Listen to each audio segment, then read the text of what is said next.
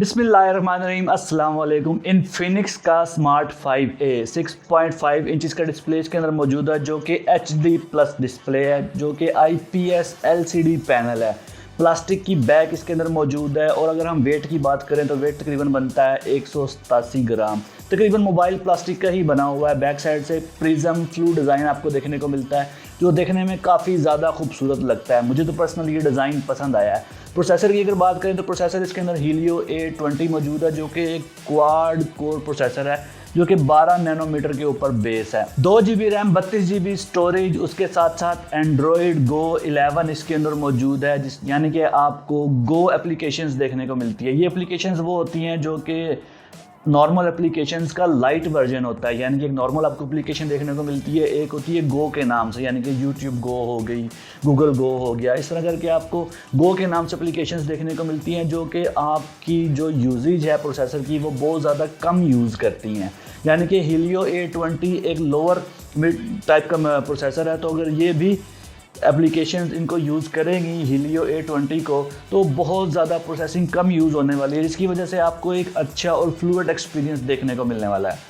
Dual SIM plus card की option इसके अंदर मौजूद है, यानी कि आप 2 सिमें और कार्ड एक साथ लगा सकते हैं। उसके अलावा बैक साइड के ऊपर ट्रिपल कैमरा सेटअप हमें देखने को मिलता है, जबकि कैमराज 3 नहीं है। हालांकि देखने को हमें ऐसा लगता है कि ये वर्टिकल कैमराज 3 लगे हुए हैं, लेकिन इसके अंदर 8 मेगापिक्सल का एक कैमरा है और दूसरा डेप्थ सेंसर कैमरा यानी कि मौजूद है, जो कि मे भी शायद 2 मेगापिक्सल का है। अभी तक मेंशन नहीं किया गया इन्फिनिक्स की तरफ से कि ये कौन सा है। जबकि सेल्फी की बात करें तो 8 मेगापिक्सल का सेल्फी कैमरा इसके अंदर मौजूद है। बैक साइड के ऊपर फिंगरप्रिंट रीडर भी मौजूद है और फेस अनलॉक भी इस मोबाइल के अंदर मौजूद है। 360 डिग्री फ्लैश लाइट इसके अंदर मौजूद है, यानी कि फ्रंट साइड के ऊपर आपको 2 फ्लैश लाइट्स देखने को मिलती हैं और बैक साइड के ऊपर एक तीसरी फ्लैश लाइट देखने को मिलती है, जो कि आपकी सेल्फी गेम भी काफ़ी ज़्यादा बढ़ा देती है। यानी कि फ्रंट पे आपको 2 लाइट्स देखने को मिलती हैं, जो कि अंधेरे में काफ़ी ज़्यादा काम आने वाली है। उसके अलावा नो जायरोस्कोप इसके अंदर, यानी कि कोई जायरोस्कोप इसके अंदर मौजूद नहीं है। मोबाइल 4G सपोर्ट करता है, ये एक अच्छी बात है। और नोटिफिकेशन लाइट भी इसके अंदर मौजूद है, जो कि आपको फ्रंट साइड के ऊपर देखने को मिलती है। अगर स्पीकर्स की बात करूँ तो साउंड क्वालिटी भी काफ़ी ज़्यादा इसकी अच्छी है, यानी कि DTH साउंड आपको इसके अंदर देखने को मिलता है। एंड्रॉयड 11 गो के ऊपर आपको स्क्रीन देखने को मिलती है XOS 7.6 की, जो कि काफ़ी आपको एक स्मूथ एक्सपीरियंस प्रोवाइड करती है।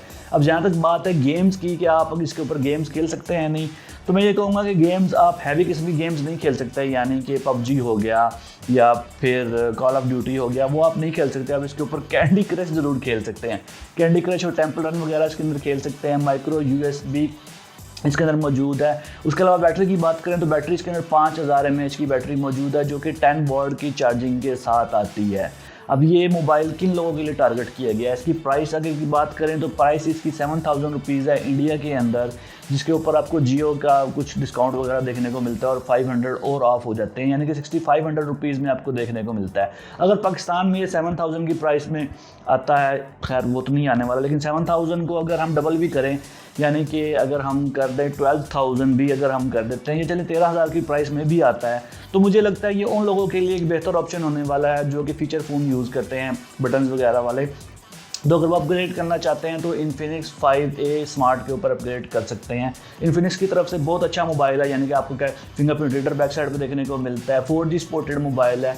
बड़ी आपको डिस्प्ले देखने को मिलता है, जो कि HD प्लस है। हालांकि IPS LCD है, लेकिन इस प्राइस के अंदर आपको ये अच्छी खासी बैटरी बैकअप भी प्रोवाइड करता है, यानी कि अगर आप नॉर्मल यूज़र हैं तो तकरीबन आपके 1.5-2 दिन आराम से निकल जाएंगे। और अगर आप मेरी तरह मूवीज़ वगैरह ज़्यादा देखते हैं, फिल्में ज़्यादा देखते हैं, या फिर यूट्यूब आप ज़्यादा कंज्यूम करते हैं, तो 1 दिन आराम से निकल जाना है। तो उन लोगों के लिए ये बेहतर है जो कि कम प्राइस के अंदर ये मोबाइल चाहते हैं कि उनको एक बड़ी डिस्प्ले वाला मोबाइल मिल जाए।